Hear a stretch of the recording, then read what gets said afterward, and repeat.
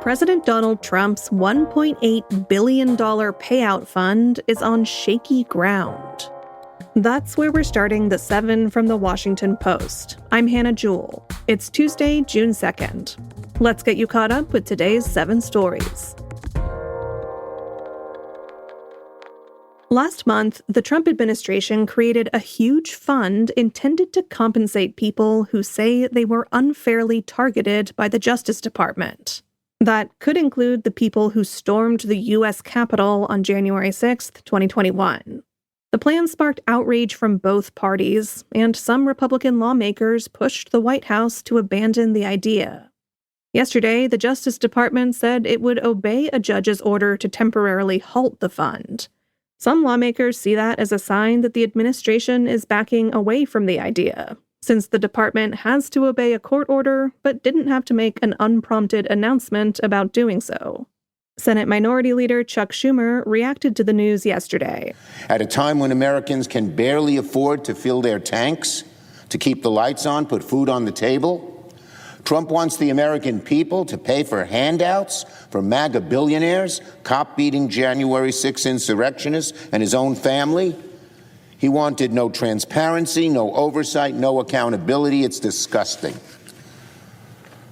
Now, Trump is claiming that the slush fund is dead for now, but Democrats will not stop until it's well and truly buried and can never see the light of day.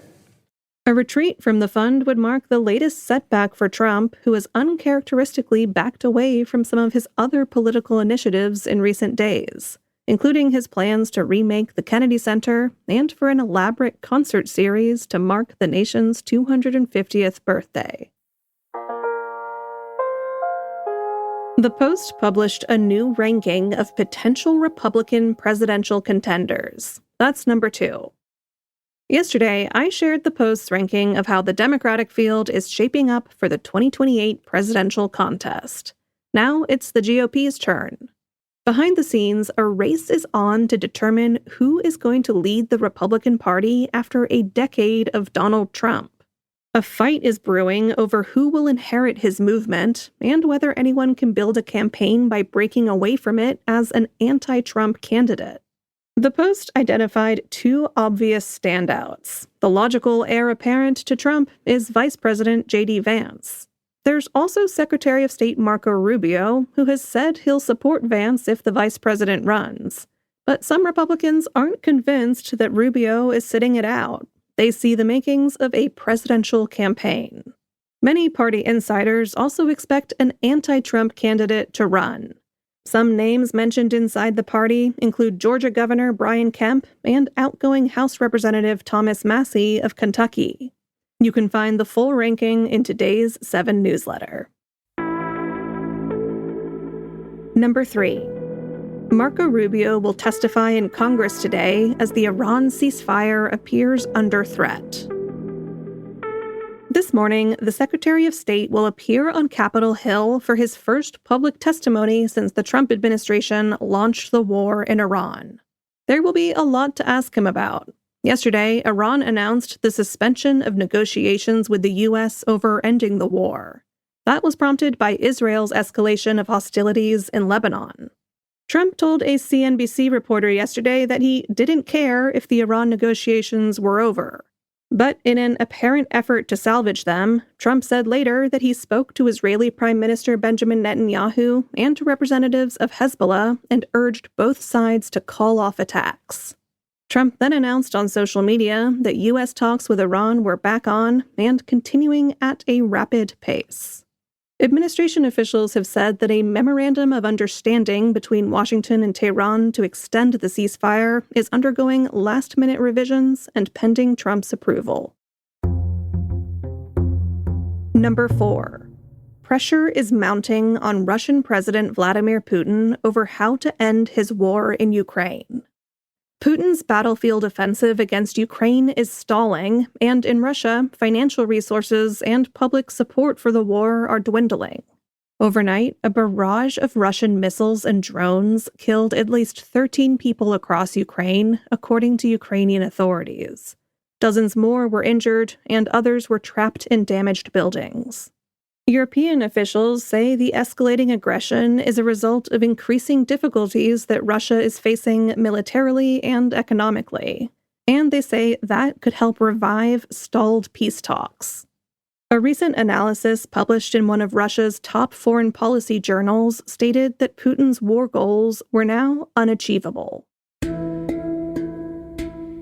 It has been a tumultuous few days for CBS's 60 Minutes. That's our fifth story. The top editor of CBS News, Barry Weiss, has led an overhaul of the newsroom since she took it over in October. Now she's turned her attentions to its flagship program, 60 Minutes.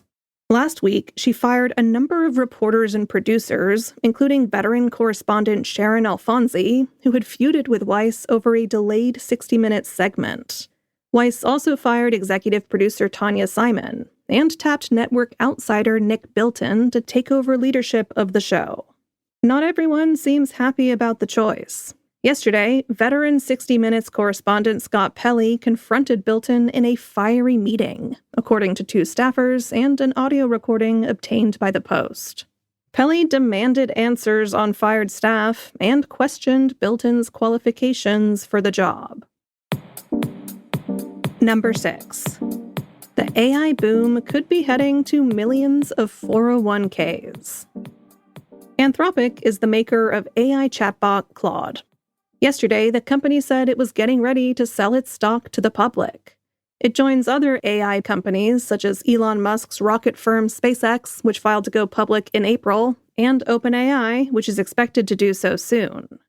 All of these AI businesses are expected to make trillion-dollar debuts as they seek to raise funds for the tech infrastructure their companies need. Last month, S&P Dow Jones Indices said they were thinking about fast-tracking the process of adding the AI firms to indexes like the S&P 500.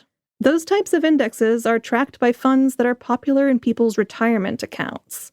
So whether you love AI or hate it, you might soon own a piece of it. And at number 7, being married might improve your health. Relationships of all kinds are powerful contributors to well-being. Having close social ties and support can improve health and resilience to stress and maybe even increase longevity. But research suggests there are specific benefits to being married or in a long-term partnership. For example, people who are married have a lower incidence of cardiovascular disease, including heart attacks. Marriage is also linked to better mental health and even a lower risk of cancer. But here comes an important caveat. Not every marriage is good for your health. While a supportive partnership can act as a biological safety net, a high-conflict one may have the opposite effect. Marital stress is known to increase the risk of cardiovascular disease, particularly in women. So sometimes it's better for your health to be single and happy than partnered and not. And anyway, marriage isn't the only kind of social support. All right, you're all caught up. Thanks to everyone who has given us a lovely rating or review recently. Like one Apple Podcast listener, username Behekton, who left us an amazing review saying they've been listening for 2 years. They called us great and informative and such a convenient way to learn about the news. One problem, Behekton, you left us 1 star. That's the lowest option and is reserved for our biggest haters. We're glad you think we're number 1, but 5 stars is what we're after if you think we've earned it. Nevertheless, we appreciate the sentiment. I'm Hannah Jewell. I'll be off tomorrow, but the rest of the team will meet you back here then.